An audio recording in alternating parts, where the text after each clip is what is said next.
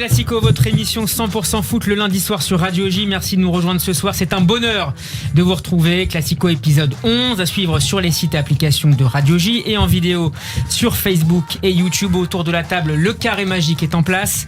Bonsoir Franck Tapiro. Bonsoir. Communicant et fondateur de Rootspa. Bonsoir également à Maître Benjamin Krief. Oui, Maître. Enfin Steve respecte ma fonction. Merci Steve. Merci. Il n'est pas venu en robe, hein. Merci. Je salue également Alexandre Darmon, journaliste et youtubeur au style chaloupé. Salut Alexandre. Bonsoir Steve, ça me fait plaisir ça. Et puis c'est notre numéro 10 du soir. On est très heureux de l'accueillir pour commenter l'actu foot de la semaine. Bonsoir Bruno Solo. Salut à toutes et à tous. Je suis ravi d'être là. Et ben nous aussi, merci de passer la soirée avec nous. Classico, c'est parti.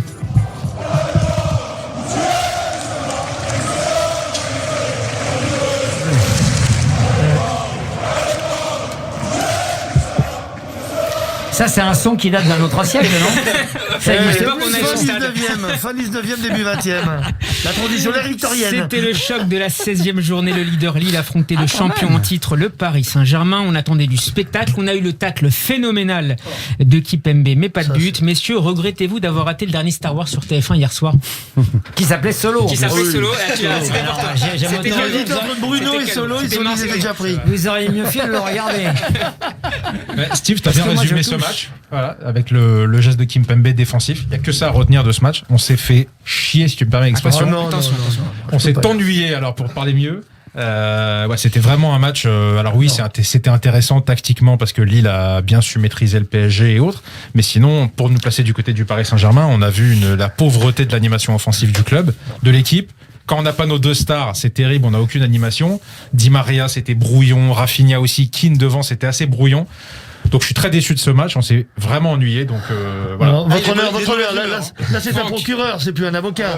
Parce que ce qu'il vous dit pas, c'est qu'il a perdu à MPG hier. Il va payer le resto. Effectivement, c'est vrai. Parce que là c'est pas possible. Donc comme le procureur vient de s'exprimer, la défense. Allez, vas-y.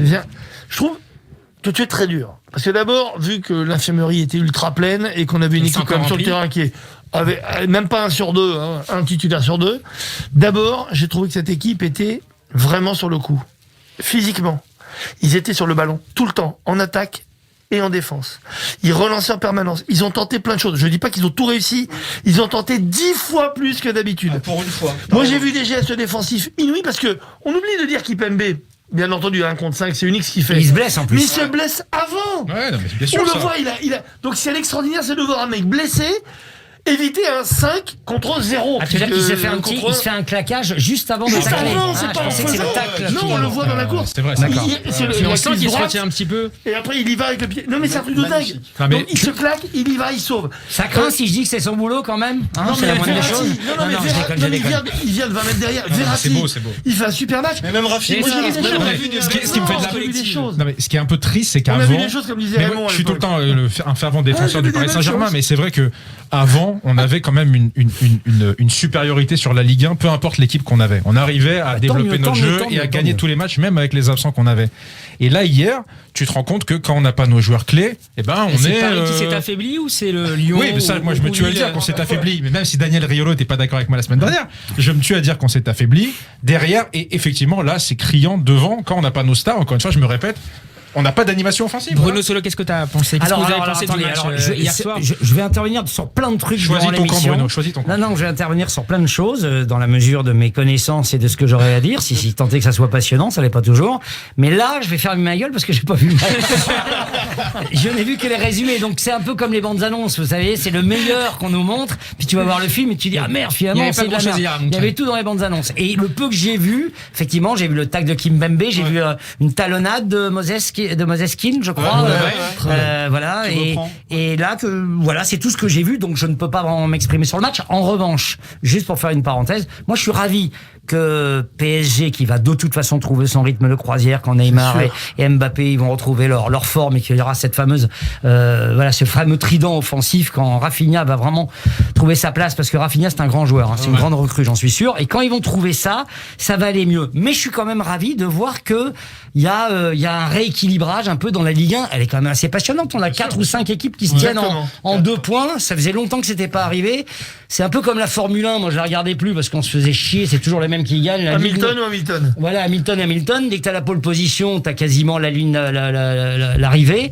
Et ben là, il semblerait que ça puisse bouger cette année. Donc rien que pour ça. Alors pour ceux qui ont vu le match, pardon. Si ça doit passer par quelques matchs chiants. Pardon Bruno, est-ce que on n'a pas vu en première mi-temps quelques belles phases, séquences offensives avec le milieu de terrain Rafinha, Gay et mais oui, justement. Verratti. Justement, moi Gay, je trouve qu'il a fait un bon match. Je suis pas du tout fan de ce joueur, mais hier au moins il court, il est dans le rythme, il est avec Verratti. Il se passe quelque chose au milieu de terrain et au moins on a la possession de balle. On avait Pardon, mais je crois que c'est son boulot aussi. Excusez-moi, Bruno, faut que t'arrêtes avec ça, Solo. Justement, Bruno, t'as raison, c'est son travail. T'arrêtes Solo avec ça. Je suis désolé. Il le faisait plus son boulot. Et justement, t'as raison, il le fait hier. Défensivement, c'est joli. Alors moi, j'ai toujours très peur quand Kerrer touche le ballon. Toujours très peur. Mais c'est vrai, faut être honnête. Ce joueur, il touche les pieds avant le ballon. Bon, voilà. Après, t'as Marquinhos, t'as Kimpembe qui fait un geste incroyable. Devant, c'est pas solide parce que devant, il manque Neymar, Mbappé et on nous dit tout le temps, il joue tout seul. Mais il y a une différence. Et puis, je suis désolé, André Di Maria, il fait pas un mauvais match. Il fait ce qu'il peut. Il y a de la création, il y a quelque chose. Est-ce que l'équipe est meilleure collectivement sans Mbappé? Ça, je passe débat. Pas du tout, mais avant. Collectivement. Non, la réponse est non. Et Gay, on parlait de Gay, quand il récupère le ballon, effectivement. Par contre, après, quand il récupère le ballon, franchement, hier, c'était assez effrayant son niveau technique, les passes et tout. On n'est pas d'accord. On n'est pas d'accord, mais c'était assez effrayant, je trouve. Il y a qu'un truc pour moi qui pêche depuis le démarrage de la saison avec cette équipe, pourtant qui est une équipe qui marque énormément. Elle joue sans vrai neuf. Et hier, notamment sur un débordement extraordinaire de Di Maria qui se fait... Il a failli s'auto-dribbler tellement il était rapide sur le côté gauche. Ça y arrive, il fait une balle qui arrive. Mais devant le gardien qui était immobile, avec un vrai neuf, je suis désolé, il y a but. Keane, pour toi, c'est pas un vrai neuf. Pourtant, Keane, je pense que c'est un vrai neuf. Eh ben, il est pas... Alors c'est peut-être un vrai neuf. Il lui manque encore, à ce niveau-là, il lui manque peut-être un petit peu de marge, évidemment, de perfectionnement, parce que c'est pas possible. Je pense que ça peut devenir un Lukaku, moi. Il a un côté un peu moins physique, mais effectivement. Et il l'utilise pas comme un neuf, Keane. Keane, il va tout le temps. Sur le côté, il doit cravacher au bord du terrain, à droite ou à gauche, pour récupérer un ballon, et après il se retrouve lui dans la position du centreur. Je crois qu'il n'est pas utilisé comme un neuf. Les neufs, c'est pas possible. Il doit pas les mener. Oh, s'il y avait que ça chez Tuchel. Pour vous, Tuchel n'a pas à faire pression sur Mbappé ou sur Neymar pour jouer un peu plus collectif, comme on a pu le voir hier. Pour vous, c'est pas un sujet. Si, c'est un sujet. De dire que c'est pas un sujet, si, Tuchel doit faire pression sur ses joueurs et il faut qu'il... Le problème de Tuchel, c'est qu'il n'y a pas d'organisation, il croit en rien. Enfin, mais honnêtement, il change à chaque fois de système. Non, mais attendez, il change si, on peut le dire, il change à chaque fois de système de jeu, Tuchel. Ça met le brouillon dans la tête des joueurs. Et effectivement, c'est vrai que Neymar et Mbappé, quand ils sont sur le terrain, ils ont tendance à jouer un peu tout seuls. Donc oui, c'est un peu la faute de Tuchel si il joue tout seul. Mais franchement, c'est pas d'abord la faute de Neymar et de Mbappé. Mais hier soir, ils sont pas là. Les deux ne sont pas là hier soir. Il y a rien offensivement, les amis. En même temps, moi, si j'étais joueur au PSG et que j'entendais les consignes de Tourelle, comme je comprends pas lorsqu'il parle, je me dis, je ne sais pas dans quelle langue il leur parle, comme je sais qu'ils parlent pas tous anglais, pas tous espagnol et que lui, il parle très mal le français. Faut pas s'étonner que ça soit compliqué des fois. Il y a le président du PSG qui vient pour traduire ce que dit Tourelle. Mais ils font tout au paperboard à l'ancienne. Au paperboard, je sais pas comment ils bossent. Il faut la 6PO, tu sais, qui est l'ultra traducteur, qui connaît 6 millions de langages. Mais évidemment, putain. Là, c'est Chewbacca. Ils ont Chewbacca, il leur manque 6PO, je pense. Voilà. Alors, on est tous restés un peu scotchés devant le double tacle de Kimpembe. Est-ce qu'il est le vrai successeur de Thiago Silva au PSG? Alors, attends. Alors là, tu me parles de mon sujet. Je réitère, même si personne ne veut m'écouter, que Thiago Silva nous manque énormément, aussi bien en défense que dans ce qu'il représentait au sein du groupe. C'était notre taulier, c'était le capitaine, et il manque énormément.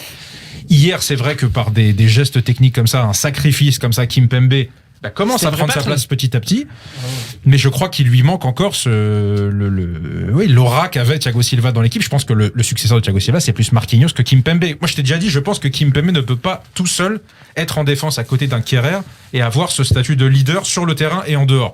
Il faut qu'il soit à côté de Marquinhos, qui lui est un vrai taulier, un vrai leader, et à côté de ça, Kimpembe est un bon défenseur. Si tu donnes le brassard, pas plus que ça, un bon défenseur, pas plus. C'est un très bon défenseur avec un très bon champion du monde. C'est un excellent. Il n'a pas joué.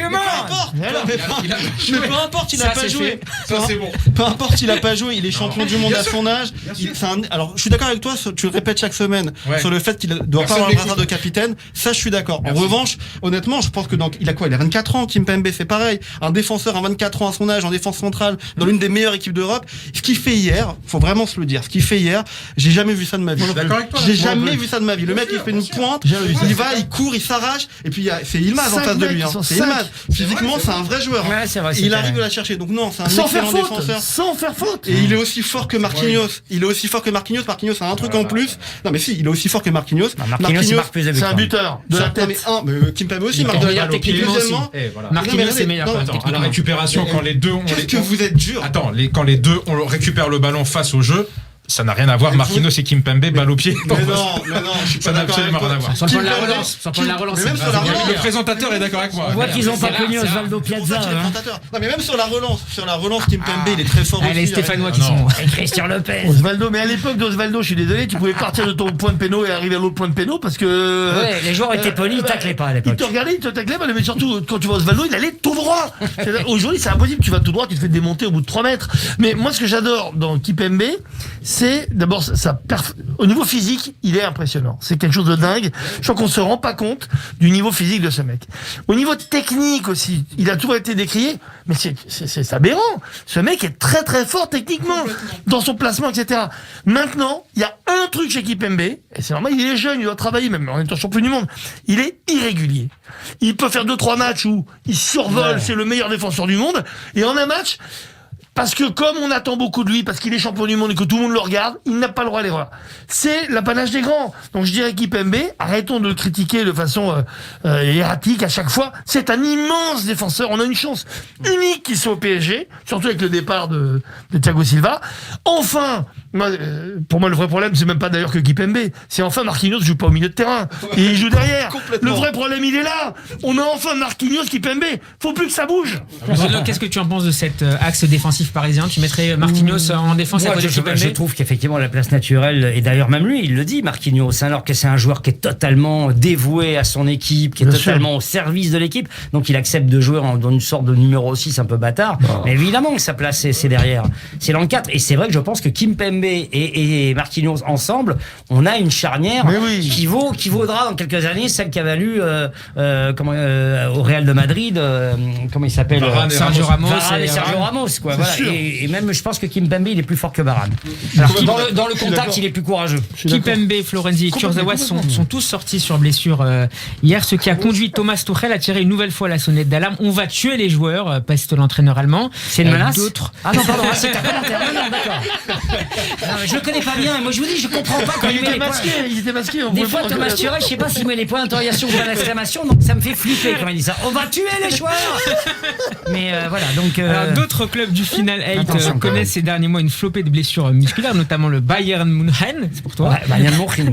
Et Manchester City. Est-ce que ça peut finir par coûter cher aux Parisiens? Oui. Toutes ces blessures. Bah oui, clairement, mais de toute façon, ils sont en train de le payer. Ils sont en train de payer le fait qu'ils ont fait un Final 8 en fin de saison. Après, je pense qu'ils sont aussi en train de payer le préparateur physique. Il doit pas être bon quand même pour avoir autant de blessés. Je veux bien qu'ils aient joué beaucoup de matchs, mais il y a un problème de préparation. Les joueurs se blessent tous les matchs. En plus, il faut qu'ils prennent des décisions. Mbappé, il est sur le banc parce qu'il peut pas faire 25 minutes de jeu. Enfin, il peut faire que 25 minutes de jeu et pas un match entier. J'ai jamais vu ça de ma vie. Un joueur, soit il peut jouer, soit il peut pas jouer. Non. Ah bah si. Ça arrive, ça. Mais non. Donne-moi des exemples. Il gère son joueur. Attends, et déjà, ce qu'il faut savoir, c'est que Mbappé, en privé, enfin pas en privé, il veut jouer tous les matchs. Tout le temps. C'est son équipe de France au PSG, il veut tout jouer. Donc après, Tuchel, il est dans la gestion de son joueur. Il écoute d'un côté les médecins qui doivent lui dire fais attention, 20 minutes, 25 minutes, voire pas du tout. Son joueur qui lui dit je veux tout jouer. Il gère. Mohamed Salah qui a commencé sur le banc des remplaçants. Mais ça c'est vraiment son. Mais les gars, c'est tous les week-ends. Enfin, un match sur deux, il commence sur le banc et il rentre dans les 25 dernières minutes. Non, c'est pas normal. J'ai l'impression que Tuchel joue à la sécu. C'est-à-dire, il se dit, oh là là là là, à qui le tour? C'est qui le prochain? Et il met pas les joueurs sur le terrain en disant ce qu'ils peuvent faire, mais il gère en fonction de leurs possibilités de blessure. Ah oui, mais c'est tout le temps ça. Mais je suis désolé, quand on a un joueur comme Mbappé, à une position, surtout par rapport à Lille, etc., tu le fais pas jouer avec une demi-heure. Pour moi, tu le fais commencer. Je suis désolé. Même si le staff médical le met. Mais attends, où il peut jouer, il peut pas. Non mais s'il peut jouer, il peut pas jouer. 90 minutes et pas 90 minutes.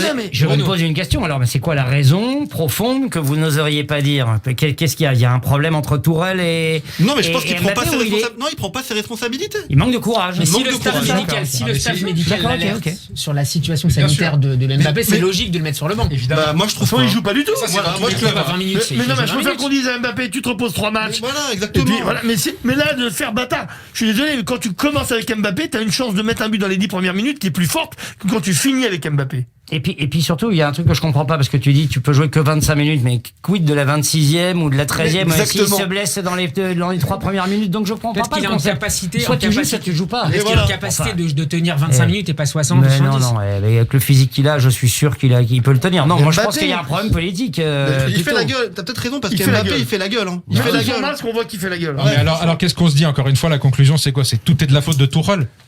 Comme d'habitude, tu vois, le raccourci, il est toujours trop facile avec le PSG. On dit que c'est toujours de la faute de Tourelle, comme C'est on toi disait. qui l'as dit, c'est toi qui l'as dit. Comme on disait que c'était de la faute de Naïm, J'ai comme on jamais disait que pensé c'était de la le faute de jour, Laurent On Blanc. n'a même pas évoqué ça, nous, alors. Mais je sens On en profite avant de l'oublier, Laurent Blanc, la signature de l'ancien coach parisien Oh là là. au Qatar. Quel Bah, écoute, scandale. on est content pour lui qu'il retrouve un banc, mais c'est très très triste que ce soit là-bas, quoi. Encore une fois, c'est Laurent quelqu'un Blanc. qui a été trop gourmand dans ce qu'il a voulu. Quand il a quitté le PSG, il était trop exigeant sportivement et extra-sportivement. Et c'est quelqu'un qui aurait dû retrouver un banc, même en Ligue 2. Il aurait pu reprendre un club comme Auxerre, Il a comme proposé Toulouse. Nantes il y a quelques jours. Voilà, Il a non mais je refusé. comprends pas que ce mec-là n'ait pas pu aller dans un club comme ça. Nantes, c'est le bordel. 17 entraîneurs en 10 piges, je comprends qu'il n'y aille pas. Mais Nice, par exemple, c'était un projet pour lui. Bien sûr. 17 entraîneurs, un seul président, c'est ça Voilà, le c'est ratio? Donc pour vous, c'est un mauvais c'est choix. ça. Y c'est pas un compris mauvais si choix, derrière il y a la il fait plus rien. perspective Il va se faire chier, des surtout. sélectionneurs du Qatar pour la Coupe du Monde Non, mais 2022. pour moi, il y a deux choses. Juste qu'ils reprennent. Il y a deux choses. Il y a 3 semaines, d'accord. il nous fait un discours. Il nous fait un discours sur le football business, sur les joueurs, la valeur intrinsèque, le prix des joueurs. Il a des Et dossiers, là- Alex. Il a des dossiers. Non mais c'est vrai. Et là, il part au Qatar chez son ancien employeur parce que c'est le même. Hein. Ouais, ouais. C'est à se demander si les Qataris le mettent pas un peu au chaud et au cas où ils vont le ressortir en septembre prochain pour le mettre sur le banc du Paris Saint-Germain. Ce qui serait pas une idée complètement idiote. Mais bon, au-delà de ça. Ouais. Alors, Au-delà si de- c'est ça, Si c'est ça, un c'est calcul malin. dont c'est malin. Ou s'il veut prendre la Dans la sélection du glacière, Qatar. il y a De la ça. sélection du Qatar. Voilà, mais si c'est ça, c'est malin. Oui, si voilà. c'est pas ça, franchement, son discours d'il y a 3 semaines, Et puis il aurait pas dû sportivement, le il va se tenir. faire chier, quoi. Ouais, mais surtout qu'il y a 3 semaines, il nous dit oui, moi je vais aller au contact des clubs amateurs, les enfants, le Ceci football. dit, c'est niveau amateur. Le football business, et là il repart. Voilà, à l'arrière. Ceci dit, je crois que c'est niveau junior amateur, hein, le club qu'il a pris. Donc, s'il veut être au contact des amateurs, il va être servi. Il a retrouvé Xavi qui Ah, mais tu est sais pas jouer, mais pourquoi qu'est-ce que tu Xavi fous qui est sur le entraîneur terrain du club leader C'est le fils de du championnat l'entraîneur. qatari. Les pompes en or. Mais que j'ai mal joué, il va m'envoyer le tapis, c'est sûr. Oh, j'ai froid. Chérie, tu peux fermer les fenêtres? Bah oui, il fait 28, mais moi je grelotte, là. Ok. On se reprend, c'est moi le patron. Je t'envoie le tapis. Ah, t'as chaud, là, hein?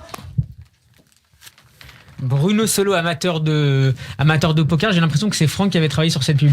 Ouais, c'est Franck qui l'avait produite. Moi, je l'avais écrite et réalisée d'ailleurs. Et c'est Franck qui avait produit et qui m'avait proposé de faire cette pub pour un partenaire de poker qu'on ne va pas citer, mais voilà, une des plateformes de Oui, des poker. plateformes Voilà. de poker. J'en étais l'ambassadeur, je jouais pour eux. Et on avait fait une série de pubs très drôle.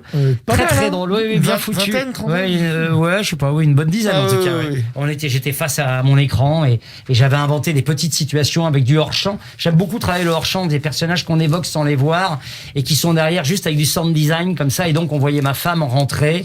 Enfin, on soupçonnait que c'était ma femme, mais juste avec des jeux de lumière et tout. C'est vachement bien. C'est ce qu'on oublie de dire souvent avec Bruno. Bruno n'est pas qu'un très bon comédien, il est auteur aussi. Et auteur dans les formats très longs, les formats très courts. Moi, je l'ai vu avec lui parce que, franchement, il aurait pu être publicitaire. Parce que, Ouais, moi je te dis, j'aimais bien la publicité. on ouais. travaillait avec les créatifs, mais finalement, c'était. J'en ai réalisé on pas mal, arrivait. d'ailleurs. Ouais, on arrivait. s'est bien marré. Ah ouais. Alors c'est un sacré coup de poker. Parfaite transition. tout ça hein. pour- Ouais. Ouais. Non, boss. Ça m'étonnait que tu Je sortes me des... demandais. non, Le boss. mec bosse, le mec bosse. Ah ouais. Non, non, All in, boss. all in, il a On fait bosse tapis, les là. transitions Il a sur fait Radio tapis J. sur la Oui, vanne messieurs. en se disant, Oui, ça y est. messieurs, on bosse les Il est, transitions. il est parti sur un bluff et il fait all in et il nous nique tous. Moi je dis champion manager. C'est avec Steve une, Samilan, c'est Tu le vois avec pas une venir, sacrée audace que les nouveaux propriétaires de Lille ont fait le ménage ces derniers jours. Exit Gérard Lopez, welcome Olivier Létang. Ça, c'est pour un professeur d'anglais. L'ancien dirigeant du PSG de Rennes a été choisi pour la présidence du club par le nouveau propriétaire du LOSC, le fonds d'investissement Merrill Merlin Partners, basé au Luxembourg. Pensez-vous que ces changements de gouvernance vont fragiliser sportivement l'équipe de Christophe Galtier? Pas du tout. Je pense que le club était en pré-cessation de paiement. C'est ce qu'a dit Olivier Létang tout à l'heure. Oui, Olivier que je connais très bien, c'est mon ami. Je le félicite encore pour vraiment son nouveau poste et je trouve qu'il va amener énormément d'ambition dans ce club, qui n'en manque pas, puisque Lille, depuis des années, on en a parlé. Souvent ici, c'est un de nos clubs fétiches, chez Classico. Et c'est vrai qu'ils ont toujours quelque chose à proposer. Mais je trouve qu'Olivier, justement, avec son expérience qu'il a eue à la fois au PSG et à Rennes, et on a vu à quel point et à Reims avant, je pense que c'est vraiment l'homme rêvé pour redonner à Lille toute son ambition et la mettre au niveau où elle est déjà aujourd'hui, mais surtout d'un point de vue financier, organisationnel, et pour que le club suive l'aspect sportif. Enfin, il y a un décalage. On voit une équipe qui cartonne, et on apprend que finalement, au niveau de ses comptes, c'est un peu compliqué à gérer. Parce qu'aujourd'hui, il faut admettre, il y a un truc qui est bizarre dans la tête des gens. Depuis une trentaine d'années, on se dit, de toute façon, un club de foot en Ligue 1 ne peut pas gagner d'argent. Mais c'est n'importe quoi. C'est une entreprise comme une autre. Ça doit gagner de l'argent, surtout avec les bras, avec les sommes qu'il brasse. C'est un problème de gestion, c'est un problème de management. Il faut que ça se gère comme une entreprise. Et une entreprise qui génère autant d'argent ne doit pas en perdre, c'est pas possible. Donc il y a quelque chose d'un peu surréaliste. Et je pense que Olivier est un de ceux qui, en France, amène cette forme de pensée structurée qui gère un club comme une entreprise. On a Jean-Claude Blanc au PSG, il y a de grands gestionnaires quand même en France. Aulas à Lyon. Aulas, évidemment, Aulas qui est un des meilleurs de tous. Mais tout cela, donc, il faut les garder comme exemple et se dire, mettons à la tête de ces clubs des gestionnaires, des gens qui vont faire de l'argent. Ce n'est pas sale. Ou alors un comptable comme Giroud, je sais pas s'il serait prêt à revenir. Voilà. Ah mais Giroud c'est à part. Ah bah il savait un sou était un sou, nom de Dieu. Et Olivier Létang, je crois que c'est un vieux pote de Giroud, le mec qui invente des trucs, tu sais, pour avoir le dernier mot, tu sais. Ils ont le même âge, à 40 ans d'écart, ils ont le même âge.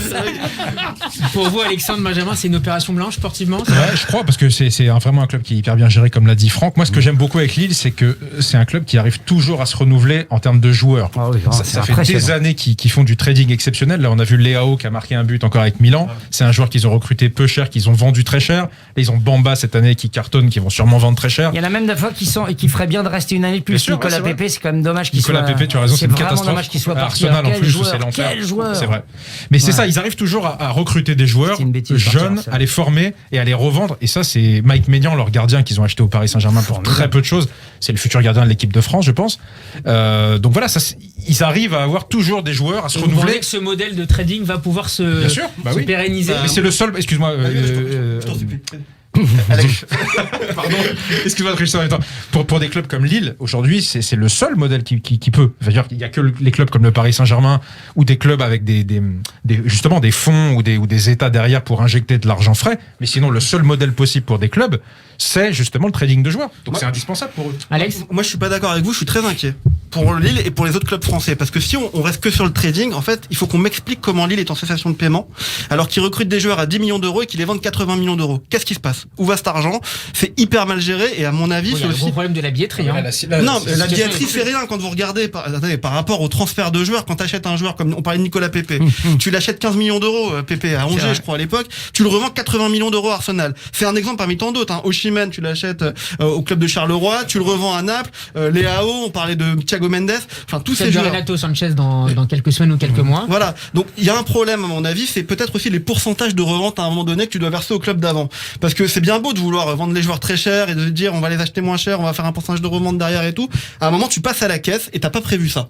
Donc, je pense qu'il va falloir remettre à plat et c'est pas un modèle d'avenir, le trading. Je pense que c'est pas un modèle d'avenir, surtout avec le droit du football, là, qu'on est en train de perdre. Plus généralement, le fait que 7 des 20 clubs de Ligue 1 soient dirigés par des milliardaires étrangers ou des fonds étrangers. Est-ce que pour vous c'est très bien comme dit Benjamin ou ça peut être problématique à un certain moment donné du développement du club? Là vous adressez à l'économiste qui sommeille en moi et donc qui a fait une réponse de Normand. C'est peut-être bien, c'est peut-être pas bien. Non, ce que je veux dire c'est que moi par définition effectivement c'est vrai qu'à une époque j'ai connu un football, je suis un vieux moi, j'ai 56 piges, j'ai connu un football géré un peu de manière de père de famille et finalement ça marchait. Auxerre, on rigolait tout à l'heure, mais Auxerre était bien géré et c'est un club qui allait loin en Coupe d'Europe. Maintenant, le football est devenu... Avec Monsieur Bourgon. Oui, il finale lourde en Coupe d'Europe. Je me souviens, chaque année en UEFA, ils étaient en quart, tout machin. Ils faisaient des. Mais c'est plus possible aujourd'hui. De trading. On voit bien qu'effectivement aujourd'hui c'est plus possible. Et si c'est pas géré comme des entreprises du CAC 40 pour la France ou du Nasdaq ou tout ce que vous voulez, effectivement il n'y a pas de solution. Les clubs qui sont gérés de manière un peu artisanale ou empirique ne peuvent pas s'en sortir. Donc effectivement, c'est très étonnant de voir qu'ils font des plus-values monstrueuses sur certains joueurs et tu te demandes où va l'argent. Et effectivement, ils achètent énormément de joueurs, ils en vendent quelques-uns très très cher, mais il faut un peu de temps. Quelques-uns, les amis, quand vous comptez, c'est une dizaine de joueurs, Lille. Une dizaine de joueurs et des bons joueurs qui vont former. Ils vendent pas tous 40 ou 50 millions. Non mais attends, si tu calcules, je te promets qu'ils vendent tous au moins 30 millions d'euros. Qu'est-ce que tu dis, Franck, là-dessus? Comment ça se fait qu'effectivement Lille se soit mis dans une situation pareille? Parce que c'est un club en plus qui a un formidable stade. Mais justement, le stade aujourd'hui, il reçoit plus personne depuis très longtemps. Tu n'as plus la billetterie, tu n'as plus les loges. Et je sais plus. Ils vendent peut-être pas beaucoup de billets. Des droits télé aussi. Ils vendent peut-être pas beaucoup de maillots aussi. T'imagines hier le manque à gagner pour Lille. Excusez-moi, ils étaient en cessation de paiement il y a 2 ans, les amis. Ça date pas d'aujourd'hui. Oui, ça date pas d'aujourd'hui. Il y a 2 ans, ils étaient déjà en cessation de paiement. Donc ça veut dire qu'il y a un problème de gestion. Peut-être qu'Olivier Létang, effectivement, en tant que chef d'entreprise, va arriver. C'est vrai que c'est un bon président. C'était pas un rigolo, Gérard Lopez. Non, mais oui, c'était pas un rigolo. Mais il y a quand même. Je veux dire, c'était un homme d'affaires aussi. C'est pas quelqu'un qui découvrait. Ça c'est sûr. Ça c'est clair. Il avait une écurie F1. Mais c'est pas tant aussi de la gestion, c'est de la stratégie globale. Peut-être que justement l'achat-revente et les écarts de sommes d'argent incroyables ne correspondent pas à la réalité d'un club aujourd'hui. C'est-à-dire qu'il faut s'adapter à la nouvelle situation. Mais ce sera pas comme avant pendant quelques temps quand même. Avant d'avoir des stades pleins dans le championnat de France et le championnat européen, on va peut-être attendre au moins un an et demi. Mais du coup, Franck, est-ce qu'il faut pas vendre? Et encore, puisque la situation a évolué, est-ce qu'il faut pas vendre les plus belles pépites de Lille d'ici quelques jours ou au pire au mercato d'été et donc du coup fragiliser en conséquence l'équilibre sportif de l'équipe? Tu peux pas faire ça. Si tu fais ça, tu encore une fois tu fragilises, tu amoindris tes résultats. Est-ce que c'est pas le projet d'Olivier Létang et des nouveaux propriétaires du club? Ça reste, certes c'est une entreprise, mais c'est quand même une entreprise sportive. Donc l'objectif numéro 1, c'est d'avoir des performances sportives. Si tu t'affaiblis en vendant tous tes meilleurs joueurs, le modèle ne marche plus. T'as moins de gens qui viennent au stade, t'as moins de droits télé. C'est un cercle vicieux. C'est un domino voilà. terrible. Il faut gagner pour être dans les meilleures compétitions européennes, pour avoir du monde qui vient dans les stades, pour vendre très cher les places et les loges. Il y a un moment, il va falloir réinjecter de l'argent, ça c'est sûr. Bien sûr. Mais c'est pour ça que aujourd'hui les clubs doivent être possédés par des personnes qui ont de l'argent, que ce soit des fonds ou autres. Le modèle ancien ne peut plus exister aujourd'hui. On parlait de Jean-Michel Loss il y a quelques instants. Est-ce que ce match nul entre le Paris Saint-Germain et Lille fait finalement les affaires de Lyon, qui revient très très bien avec un trident offensif en pleine bourre? À la différence de but, ils sont quasiment premiers les deux. Je crois que c'est 17 et 18. Oui, pour Lyon, c'est extraordinaire. En plus, c'est sans aucun doute celui qui a le plus gros potentiel. Ils ont un effectif pour jouer la Coupe d'Europe, enfin la Ligue des Champions, sauf qu'ils ne la font pas. Ils ont une profondeur de banc extraordinaire. Pour l'instant, Dembélé, Kakmar, c'est ça, Cacré, pardon, ils sont sur le banc, Cornet. Ils font un peu la gueule. Cornet, ils font un peu la gueule. Mais à un moment, ils vont être utiles pour la conquête du championnat. Et moi, franchement, si je mettrais un petit billet sur Lyon, je pense que c'est l'équipe qui est la mieux armée sur le long terme. Enfin, le long terme. Si tant est que le long terme, ça soit la. Alors, il y a des stats, on peut les donner. Memphis Depay, c'est 8 buts et 4 passes décisives en 2 mois. Le deuxième but qu'ils ont marqué contre Nice, là, c'est un modèle de contre-attaque façon Liverpool.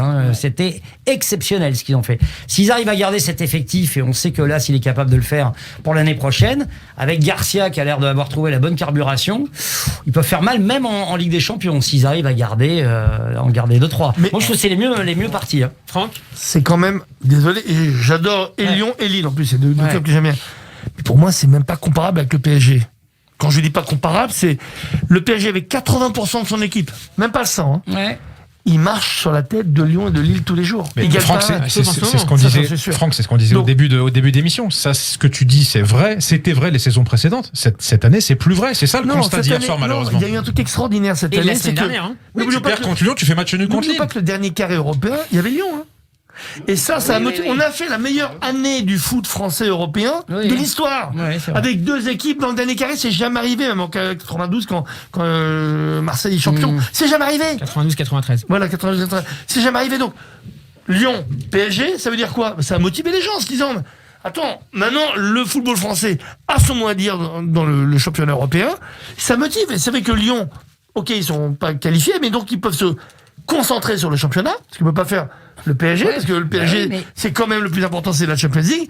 Et Lille, pareil. Donc aujourd'hui, c'est plus disputé. Maintenant, en valeur absolue, je pense sincèrement que le PSG, même à 80%, il mais comme Lyon et Lille, à mon avis, vont gagner les petits matchs et que la confrontation directe, il y a que un match qu'il faut gagner, c'est les confrontations directes avec le PSG. Et là, Paris n'en gagne aucun.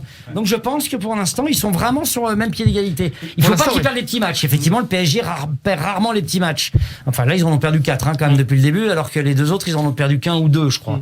Donc voilà, quand même, PSG me semble un peu plus fragile, quoi. Paris qui a perdu contre Marseille, contre Lyon. C'est l'année où il peut y avoir une alternance. Et puis Lyon a de la chance, a un peu de chance, et il en faut. Ouais. Il en faut. Tu vois, la semaine dernière, quand ils jouent contre le Paris Saint-Germain au Parc des Princes, ils font un très bon match, ils pressent, ils sont là haut dans le niveau, et puis ils marquent un but sur une passe ratée dont on parlait tout à l'heure de Kimpembe. C'est un peu de chance, et c'est important, il en faut pour un champion de la chance. Moi, je suis impressionné par cette équipe. Ils ont un gardien qu'on aime, qu'on n'aime pas. Enfin, moi, c'est pas ma tasse de thé. C'est pas ma tasse de thé, mais en tout cas, il est là, il est bon, et puis il s'en fout. Voilà, exactement. Il s'en fout de ce que tout le monde dit. Moi, c'est fantastique, ça. Voilà. Donc c'est important. Ils ont des bons défenseurs, ils ont un milieu de terrain qui est très fort. Paqueta là. Quel joueur. Et une attaque incroyable. Paqueta et Aouar, quand ils sont en forme, ça joue vraiment. Non, moi je te dis qu'ils ont 80%. Messieurs, si on récupère l'équipe à 80%, pour moi il n'y a pas de match. Mais si on récupère, moi je crois qu'ils ont un effectif pour pas s'ils faisaient les deux compétitions, mais juste sur le championnat. Lyon a un effectif pour résister. Saluons le coach quand même. Saluons le coach. Tu l'as dit, Bruno Rudy Garcia quand même, qui est quand même toujours décrié, le pauvre. Qu'il soit à Marseille, qu'il soit à Lyon, il est détesté par tout le monde, le pauvre. C'est quand même un super coach parce que tire la gueule, il est quand même pas très infâme. Il fait du super boulot à Lille. Il a fait du super boulot à Lille. Il a des bons résultats à Lille, à Roma, à Marseille. La dernière finale de Coupe d'Europe, c'est lui. Et là, Lyon, il fait du super boulot. C'est sûrement un des meilleurs. Faut quand même le saluer, quoi. Mais pourquoi? Mais ça fait des années, je me pose la même question. Pourquoi ce mec? J'ai jamais compris. Ce mec s'exprime bien. Il attire pas une grande empathie. Est-ce qu'il fait pas peut-être un petit peu haut de gamme par rapport aux autres? Est-ce qu'il fait pas un peu un télo? Est-ce qu'il s'exprime pas trop bien aussi, sa manière de s'exprimer dans les médias? Peut-être. Justement, je sais pas. C'est une question que je me pose. Si vous avez le charisme n'est pas sa première intention. Genre, charmer n'est pas sa première intention. Il a du charisme, il a pas envie de charmer nécessairement. Il avait été très bon quand il faisait les commentaires pour la Coupe du Monde sur TF1. Il était sympathique, il était marrant. Je pense qu'en fait, ça se joue aussi sur le fait qu'il fait tous les clubs français et qu'il se met à dos tous les supporters du club d'avant. Je crois que ça joue beaucoup aussi, le pauvre. Mais si on enchaîne avec les top flops de la semaine. Moi, je dis que c'est le mot de la fin. Bonsoir. Non, c'est pas fini. Pour moi, c'est le mot de la fin. En un mot, quelques secondes, top flop. Top flop, vas-y Alex, je te laisse la parole. Non, mon top, moi, c'est Kimpembe. Son top hier. Bon, alors, je vais en mettre un autre et je vais te laisser. Vas-y. Mon top, c'est Dante qui est prolongé à Nice, alors qu'il est blessé aussi. Je trouvais ça super cool de la part du club niçois de prolonger ce joueur. Qui a 37 ans. Voilà. Et mon flop, c'est bon, je pense qu'on va en parler, mais c'est ce drame qui est arrivé hier sur la pelouse de Lorient, ce jardinier qui est décédé malheureusement avec une chute de matériel, je crois. Je connais pas très bien l'histoire, mais c'est Bruno. Moi je dis top le tacle de Kimpembe et flop le tacle de Kimpembe, puisque le pauvre il s'est blessé dessus. Donc voilà, il représente tout. C'est comme la main de Dieu de Maradona, le plus laid but du monde et puis après le plus beau de l'histoire. Et ben voilà, Kimpembe nous a fait une Maradona. Franck. Moi c'est le tacle avec claquage. Attention, je précise. En plus. Parce que j'ai jamais vu de ma vie un tacle avec claquage. Et c'est le plus beau tacle. Et avec claquage, je crois que il est dans le Guinness Book des records en fait. Attends, c'est vrai qu'il est beau celui-là. C'est vrai qu'il est beau. J'ai rien à ajouter, tout a été dit. Non mais tout a été dit. Je rejoins mes amis, franchement tout a été dit. J'avais plein d'idées, plein de top, plein de flops. Je m'arrête là. La vérité c'est quand t'es arrivé, t'as dit j'ai pas préparé la rubrique top flop. Moi je m'en fous, je suis pas la semaine prochaine, je balance. Alors vous auriez pu dire un mot messieurs sur la prestation de l'Olympique de Marseille. Je te prendrai pas comme avocat finalement. Match nul des Marseillais ce week-end au Vélodrome contre Reims et ces déclarations de Florian Thauvin sur la qualité de jeu de son équipe après le match nul. C'est vrai qu'ils ont bien défendu. Après, nous, on a la possession du ballon, c'est bien, mais à un moment donné, on joue que latéral, on joue vers l'arrière, on ne prend jamais de risque. Réponse de son coach André Villas-Boas tout à l'heure. Je pense que Thauvin a parlé d'une frustration personnelle. Qui a raison entre le coach et ce que tu dis, ça me fait penser. Pardon, mais je fais un lien avec ce qu'on disait précédemment. Pourquoi AVB? André Villas-Boas, lui, c'est un coach que tout le monde adore. Tu sais pas pourquoi, tout le monde l'adore, tout le monde dit il est super, il est classe, il est sympa, il est bon. Qu'est-ce qu'il fait de mieux qu'un Garcia, qu'un Tuchel dont on parlait? et voire même ce qu'il a fait cette semaine, là où il s'en est pris physiquement à un journaliste, c'est scandaleux. On l'a entendu un petit peu. Tu vois, pourquoi lui on l'adore, les autres on l'adore pas. On l'adore, je sais pas qui nécessairement. Non, il a la cote. Il a la cote, il a une belle image, il est surcoté, on le voit dans tous les clubs. À Marseille, c'est un demi-dieu, enfin comme Bielsa, comme souvent les coachs de Marseille Raoult, d'ailleurs. Même si Raoult il entraînait, il serait un demi-dieu aussi comme Bolas. À Marseille, de toute façon, t'es soit un demi-dieu, soit une grosse merde. Non, mais C'est ça qui est pratique à Marseille. AVB, pendant des années, ça a été le préféré des médias. Ouais, mais voilà. Ce qui s'est passé avec le journaliste, c'est une première. Tout le monde s'est dit, pas possible, pas lui, il a pété un câble. C'est scandaleux ce qu'il a Il fait. était l'héritier. Il était pas dans l'esprit de certains l'héritier de Mourinho à une époque. C'est peut-être pour ça il bénéficiait encore de cette aura, de ce statut. Il s'est occupé de Porto, qui est un club Il avait gagné prestigieux. la Ligue Europa avec Porto. Et puis, Mais bon, en tout cas, si Thauvin il dit ça, c'est lui qui a raison, parce que Thauvin il décrit un système qui est quand même imposé par le coach, parce qu'autrement les coachs ça sert à rien. Donc s'il décrit qu'il ne s'y sent pas à l'aise et qu'il a l'impression qu'il joue trop en latéral, je pense que Thauvin a raison de le dire. Et ça n'est pas. Villas-Boas a tort lorsqu'il dit il a réagi à chaud parce qu'il est déçu. C'est pas un joueur déçu qui parle là, c'est un joueur qui analyse un système qui lui paraît pas le meilleur pour son équipe. Et je pense que Thauvin, qui est en plus un fin tacticien et qui parle très bien de football, parce que Thauvin c'est un de ces joueurs qui à l'issue des matchs, lorsqu'il est interviewé, je trouve qu'il a toujours le mot à dire, il est précis dans sa parole, comme pouvait l'être comment il s'appelait le joueur maudit là qui pas Gourvenec, Gourcuff. Voilà, Gourcuff, il était toujours très précis. Bon, après, Gourcuff, c'était un autre genre de bonhomme, mais moi, je trouve que Thauvin, s'il a dit ça, c'est que c'est fort d'une analyse qui est sans aucun doute assez juste. Est-ce que ça veut dire qu'il y a de la friture entre l'équipe et son coach? Est-ce que les coachs, les joueurs de Villas-Boas commencent à s'interroger sur les choix de leur coach? Ça se voit. Moi, je me rappelle, j'ai un bon souvenir. Malheureusement, c'est le seul match que j'ai vu dans un stade. C'était au Parc avec l'OM qui est venu gagner. Et ce soir-là, je me rappelle d'un OM qui avait été excellent. Et l'OM excellent de ce soir-là, c'est l'inverse de celui qui joue depuis quelques temps. Et cet OM excellent ressemble plus à ce que raconte Thauvin qu'à ce que semble défendre AVB. Donc, moi, j'avais vu une équipe qui était très présente, très pressante, qui jouait pas que sur les côtés, mais justement qui avançait énormément. Ils nous ont emmerdés dans la profondeur. Ils ont gagné. Au Parc, il n'y en a pas beaucoup qui ont gagné comme ça. Voilà, donc il faut se poser la question. Maintenant, c'est vrai que le pétage de plomb d'AVB n'est peut-être pas un hasard non plus. Peut-être qu'il est contesté. Ça fait longtemps qu'il pète des Et comme plombs. il est contesté à l'interne, peut-être que ça sort comme ça. Parce que je me dis, il y a un alignement de planètes puisque Saturne et Est-ce qu'il prépare Jupiter aussi un peu aujourd'hui. sa sortie? Pardon? Est-ce qu'il prépare un peu aussi sa sortie? Enfin, il est en fin de contrat. Hein. Peut-être. Là, j'ai pas de. Mais je me dis, c'est un peu. Tout est rapproché. Et quand, comme disaient les frères Wolfeni, c'est un tout petit peu rapproché, il n'y a pas de hasard. Ça fait que 2 matchs. Voilà. Ça fait que 2 matchs où ils n'y arrivent plus, l'OM. Il y a Rennes, Reims, et puis en plus contre Rennes, ils prennent un carton rouge qui est mérité. Ils prennent, parce que malgré tout ce qu'ils disent, et ils jouent pas trop mal contre Rennes. T'oublies quand même le flop intersidéral en Ligue des Champions quand même. Oui, non, mais t'as raison, mais en Ligue des Champions, c'est pas la Ligue 1. C'est pas le même niveau. C'est important quand même. Moi, je les trouve pas mauvais. Je les trouve pas mauvais, les Marseillais. Je pense, ça fait un moment qu'ils pètent des plombs devant Villas-Boas. Il insulte, enfin, il insulte pas les journalistes, mais il prend à partie les journalistes pendant les conférences de presse. On sent qu'il est mal à l'aise parce que ça se passe pas très bien. Néanmoins, ils jouent pas trop mal en Ligue 1. Ils sont pas mauvais. Ils sont 4e. Ils ont 2 matchs de retard, les copains. Ça veut dire que s'ils gagnent un match, ils font match nul, ils sont leaders de la Ligue 1. Je suis pas tout à fait d'accord. Les matchs, même que avant ces deux faux pas là qu'ils ont fait sur les deux dernières journées, ils jouaient, mais justement, on parlait de chance tout à l'heure. Ils avaient beaucoup de bol. Il y a pas mal de matchs qu'ils auraient pu perdre et tout, et ça s'est joué à rien. Je trouve pas qu'ils ont trouvé un fond de jeu comme semble avoir trouvé. Bon, alors le PSG, on sait le bordel avec les blessés et tout, mais comme semble avoir trouvé des équipes comme Lyon, comme Bordeaux, comme Brest, qui a un vrai fond de jeu. Plus dangereux qu'on l'imagine. Marque plein de buts. Moi, je trouve que c'est une bonne équipe. Vraiment. Marseille. Oui, cette année, je trouve que c'est une bonne équipe. L'Europe.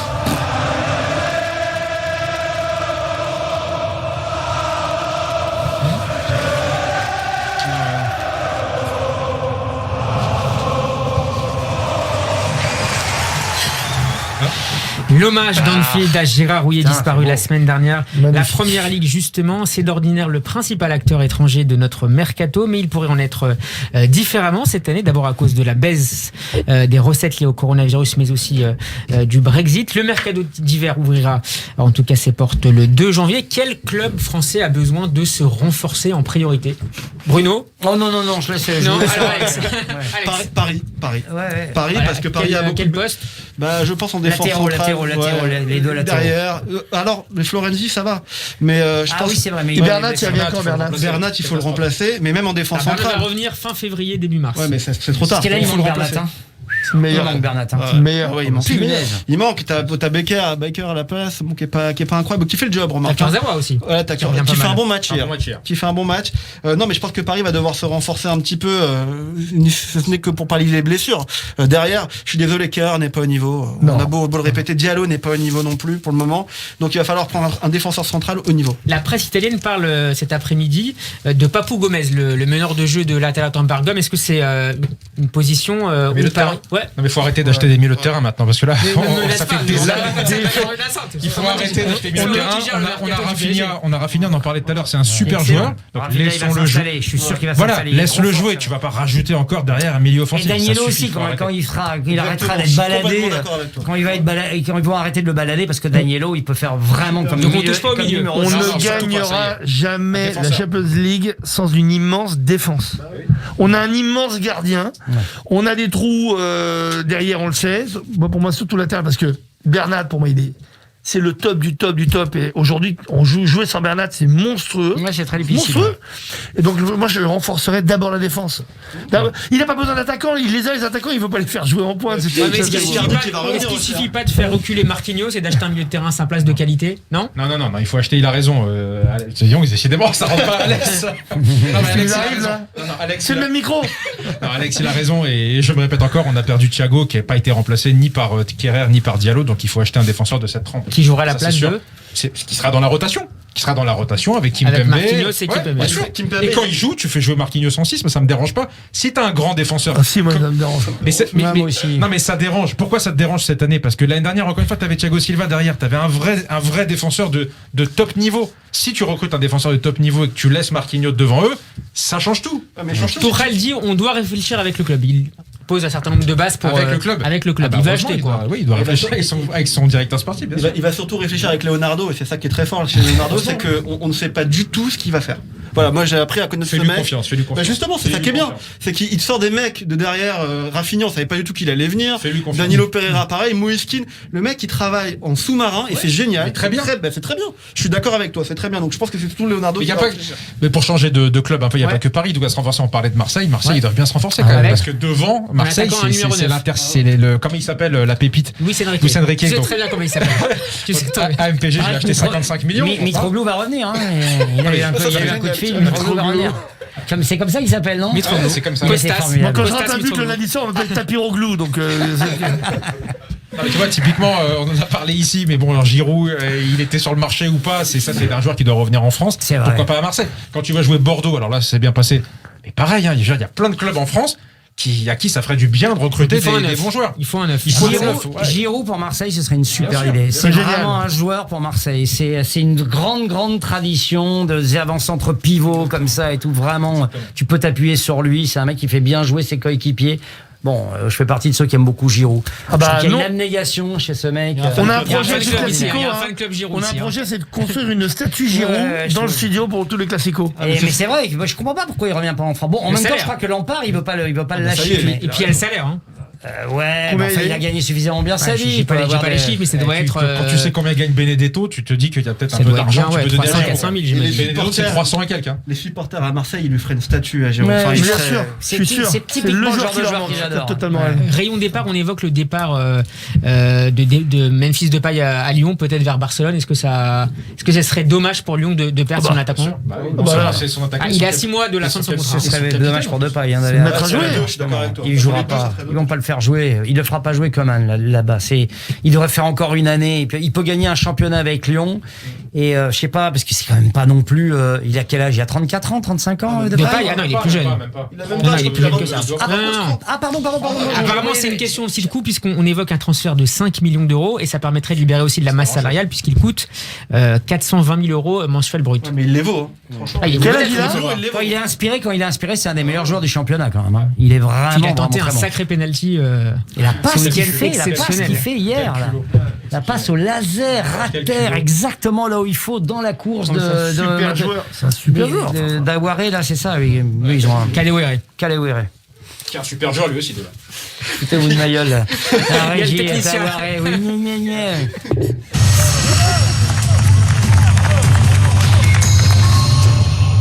L'Europe moderne se forge au XVIIe siècle.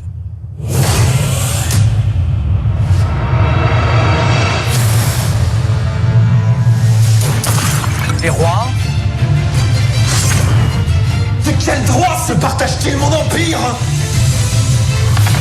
Les reines. Je vais descendre garde autour du palais.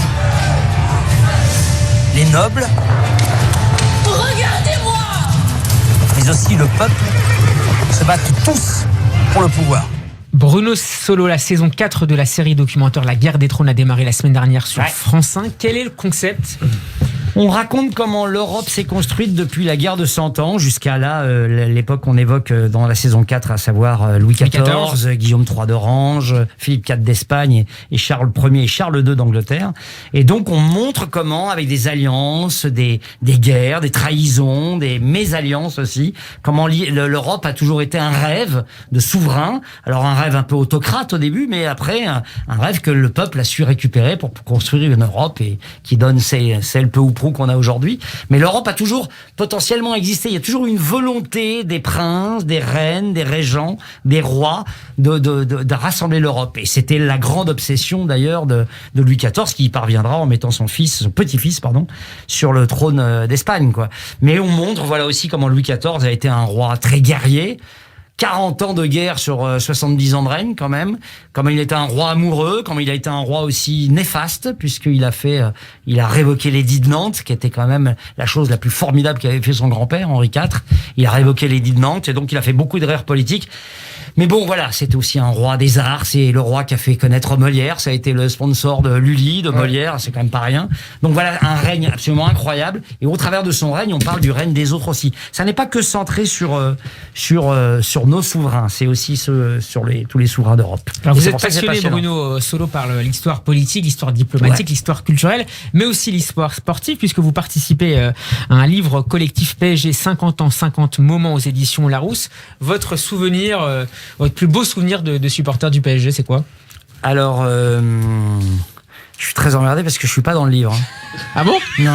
Ah, vous êtes annoncé dans le... Ah ouais, mais ils se sont trompés. Faut écrire l'article, ils attendent l'article ce soir. Moi j'ai vu le communiqué de presse. J'ai des souvenirs au PSG. Moi, c'est le match retour contre le Real de Madrid. C'est dans la boîte, c'est filmé. Je vous montrerai le communiqué de presse. Mais c'est possible. Mais ils se sont emballés parce que je suis pas dans le bouquin. Et il en reste pas moins que vous avez peut-être des souvenirs de... J'ai des souvenirs. Mais non, il peut rien, le pauvre. Si on lui envoie des mauvais... Il est censé travailler pour ça. La réaction de Bruno qui est après vient nous emmerder avec nos top et nos flops. Fais ton boulot d'abord. Oh Steve, je voulais vraiment pas te mettre dans cette situation, ils vont pas te lâcher.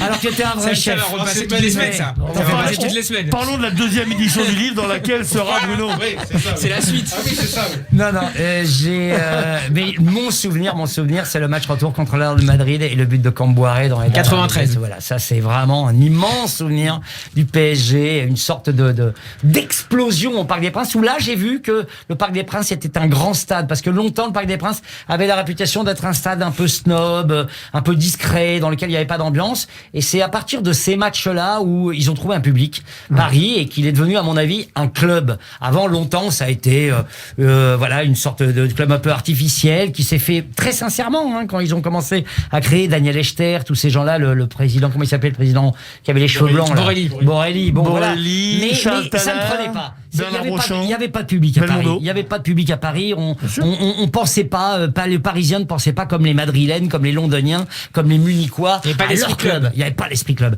Et je pense que dans ces années-là, l'esprit club est vraiment arrivé. C'est même devenu une marque à ce moment-là. Ah, peut-être aussi. C'est ce qui a fait la différence, c'est que tout d'un coup, ils ont marqué les gens, ils se sont dit waouh, PSG peut battre un grand d'Europe. Ah, c'était magnifique. Et puis c'était un sacré match. Et puis c'était pas un petit Real de Madrid, c'était le Real de Madrid de Zamorano notamment, de Zamorano, de Raoul. Raoul, c'était un peu après. Raoul, il était pas encore, je crois. Ah oui. Je pensais qu'il y avait Raoul. Putain, mais je suis si vieux que ça. Non, de toute façon, quand tu l'as vu dans les infos, on est un peu, tu vois, ici. Oh la vache, putain, c'est-à-dire que quand j'ai vu les débuts de Raoul, il était déjà vieux. Donc tu peux. Oh, je vous déteste. Vous n'êtes pas prêts de m'en revoir, je te dis. Pas de position de hors-jeu, Christopher Nkunku face à Manuel Neuer. Et le rasé de match contre Leipzig est devant. Jean-Charles Sabatier. Yann Sabatier. On enchaîne avec le Tour d'Europe du week-end. On commence peut-être par la Bundesliga. Benjamin, tu voulais absolument parler de Marcus Thuram. Oui, exactement. Je voulais en faire mon coup de gueule, mais du coup, trop tard. On a vu évidemment ce qu'il a fait. Crachat, cette expulsion. Ce crachat, je pense qu'il l'a évidemment regretté parce qu'il sait, il est grand, il est bien élevé, il sait que c'est un mauvais geste. Mais moi, ce que je voulais dire dans le cadre de mon coup de gueule, du coup, je le dis tout de suite, c'est que je ne supporte plus les discours qu'on a entendus derrière. Alors oui, mais si ça avait été un noir ou si ça avait été un blanc qui avait craché sur un noir ou inverse, alors il aurait dû dénoncer le racisme. On a entendu ça. Enfin, moi, j'ai lu ça sur Twitter et autres. Je ne peux plus supporter d'entendre parler je ne peux plus d'entendre parler ces messages de différenciation raciale dans le football et en dehors évidemment, mais comme on parle de il y a une racialisation des débats permanents. Franchement, ça devient puant, c'est insupportable. Ça existe évidemment dans la société en dehors du sport. Mais je ne comprends pas le sport n'est malheureusement que le reflet de ça. Et c'est vrai que c'est insupportable. Il y a un événement, Marcus Thuram a craché sur un joueur. Point final. Il n'y a pas à dire c'est un noir qui a craché sur un blanc. Si ça avait été un blanc sur un noir, ça devient puant et insupportable. Voilà, c'est tout ce que je voulais dire. Oui, mais parce que c'est rattrapé par des gens médiocres et qui réfléchissent qui a une sorte de paresse intellectuelle. Mais on ne va pas laisser le pouvoir à ces gens-là de nous dire qu'ils ont tort. De toute façon, moi, j'ai même pas envie de parler avec ces crétins. Si je vis en dehors des réseaux sociaux, c'est pas pour rien. Je ne suis ni sur Twitter, ni sur Facebook, ni sur Instagram. Je dois être pas les seuls, mais je fais partie de ceux qui résistent encore. Et c'est pas pour rien, parce qu'effectivement, dès lors qu'on veut élever le débat et avoir un vrai débat de qualité, on se rend compte que on se fait phagocyter intellectuellement parlant par ces crétins qui réfléchissent pour le plus grand nombre. Mais le fait qu'on rabatte chaque fois toutes ces questions sportives qui sont relativement classiques dans le football à la question raciale, à la question ethnique, à la question de la couleur de peau, est-ce que pour toi c'est aussi le signal d'une évolution de la société ? Ah non, mais de toute façon, il ne s'agit pas de négliger le fait que la dernière fois, l'incident qu'il y a eu avec le club turc et le Paris Saint-Germain, il était vrai, quoi. Quand le type véritablement désigne un homme par sa couleur, c'est stupide, c'est ridicule. C'est peut-être pas un raciste, c'est peut-être pas un militant raciste ni un raciste forcené. Mais c'est une maladresse raciste. C'est une maladresse raciste dans laquelle il faut maintenant effectivement que l'on sait que c'est répréhensible, il faut aussi qu'on se raisonne et qu'on oublie des vieux réflexes un peu imbéciles, un peu condescendants vis-à-vis des femmes, vis-à-vis des homosexuels, vis-à-vis des noirs, vis-à-vis des jaunes, vis-à-vis des blancs. Évidemment qu'il faut en prendre conscience. Pour autant, tout racialiser, etc., c'est un débat stupide. Il s'agit de garder la raison, quoi. C'est exactement ce qui se passe dans le reste de la société. Mais évidemment. Ce qui se passe avec les Miss France, France, je ne sais pas comment on peut les appeler. Et la même chose. En fait, aujourd'hui, le foot nous sert malheureusement, parce que c'est un miroir, non pas déformé, mais un miroir assez réel de la société. Donc en fait, ça nous choque, et je suis complètement d'accord. C'est absurde, c'est débile. C'est même pas de la médiocratie, c'est vraiment c'est la lie de la société. Mais c'est vrai qu'à un moment, les cris de singe dans les stades en France, en Italie, etc., qui existent depuis toujours, ça passait maintenant, c'est normal. Enfin, ça n'aurait jamais dû passer, mais il est normal maintenant que quand il y a la moindre manifestation de ce genre, qu'il y ait une répression terrible et radicale et immédiate. Voilà. La société évolue aussi vers une plus grande tolérance. Puisqu'il y a plus d'intolérance, il faut que ceux qui sont susceptibles de faire connaître cette tolérance soient plus radicaux que ne le sont les enfoirés qui se permettent de balancer des cris de singe. Voilà, on peut pas leur laisser le pouvoir, quoi. Dans le reste de l'actu, en première ligue, on peut peut-être revenir sur la belle victoire de Liverpool. La tannée. La tannée. Non mais c'est vrai que moi ce que j'adore avec Liverpool, c'est heureusement qu'il y a des équipes comme ça qui nous donnent envie juste d'aimer le foot. C'est aussi con que ça. Je trouve que un match de Liverpool, c'est pas un match pour la Ligue qui avait battu Tottenham en milieu de semaine dernière déjà. Mais je trouve qu'ils font de la pub pour le foot. C'est-à-dire qu'ils font aimer le football. Comme Barcelone il y a quelques années. C'est exactement ça. Effectivement, c'est ça. La première ligue, en règle générale, donne envie d'aimer le football. Quand tu regardes les matchs par rapport aux autres championnats, Liverpool, Manchester 6-2 contre Leeds. Leicester, dont on parle pas qu'à battu Tottenham, c'est une super équipe. Southampton, dingue. Southampton, deuxième du championnat, au troisième, c'est fou. C'est exactement ça. T'as des équipes qui sont un peu fortes quand même, ce qu'on n'a pas encore dans le championnat de France. Malgré tout, chaque année ça change. Là-bas, t'as des valeurs de réffère et c'est intéressant. Leicester qui gagne il y a 3 ans le championnat. C'était beau quand même dans un championnat qu'on dit uniquement dédié au Big Six. Enfin, on devrait enlever Arsenal. Arsenal, qui joue le maintien. Ils sont 15e. Qui joue le maintien. C'était bien la peine de virer Unai Emery. Ça leur a vraiment servi. Ouais, c'est vrai. Ils vont prendre Thomas Tuchel après. Ça, c'est pas bien. On avait dit pas les vêtements. Les coups de cœur ou les coups de gueule, on va enchaîner tout de suite avec le quiz. quelques jours du mercato. Et en l'honneur de Bruno Solo, notre invité du soir, je vous propose de jouer sur les... Et regarde les réponses. Non, j'avais pas vu que Manchester, ils avaient battu Leeds 6-2.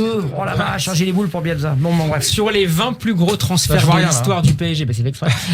Hors bonus, messieurs, les mauvaises réponses sont éliminatoires. Quels sont les plus gros transferts de l'histoire du PSG? Benjamin, tu veux commencer? J'ai pas compris la question. Mbappé. Les 20 plus gros transferts du PSG. D'accord, Neymar. Voilà. Très bien. Mbappé, Neymar. Cavani. Rien, troisième, Cavani, 64 millions. Thiago Silva. Moi, j'ai envie de dire toute l'équipe. Thiago Silva, 42 millions. Je pense que toute l'équipe, la première, ça va être compliqué quand on va commencer à taper dans les Ginola et compagnie. Mais là, je dirais, comment il s'appelle,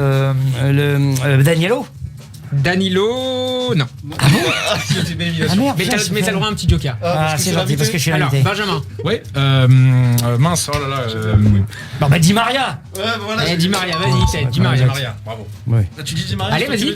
Alors, vas-y. Vas-y, Bax. Alors là, facile, un titulaire en Pastore. Pastore, c'est bien joué. Ah, c'est un. Icardi. Bien joué, Icardi, 50 millions. Ibrahimovic. Perdu 20 millions, Ibrahimovic. Il est pas dans le top 30. Incroyable, c'est incroyable. Draxler. C'est lui qui a fait Julian Draxler. Absolument, 36 Bah millions. évidemment, monsieur. Évidemment. Draxler. Idriss Gueye. Non, tu sors. Non, Tu sors. Tu sors. Tu sors. Et Navas. Je n'ai pas non plus. Putain, je reviens pas que Zlatan, il était en dessous de 20 millions. Vas-y, tourne, G. Alex. Je vais gagner encore ce quiz. Il reste Alex et Benjamin. Mais Alex a perdu.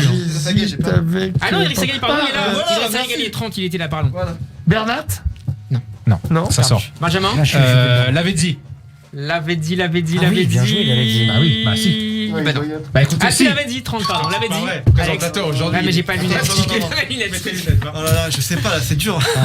Au milieu de terrain. J'ai. Un milieu de terrain. Cabaye, Il nous reste 30 secondes. Cabaye. Toi. Paredes. Pas du tout. Paredes. Oh là là. Victoire de Benjamin. Merde.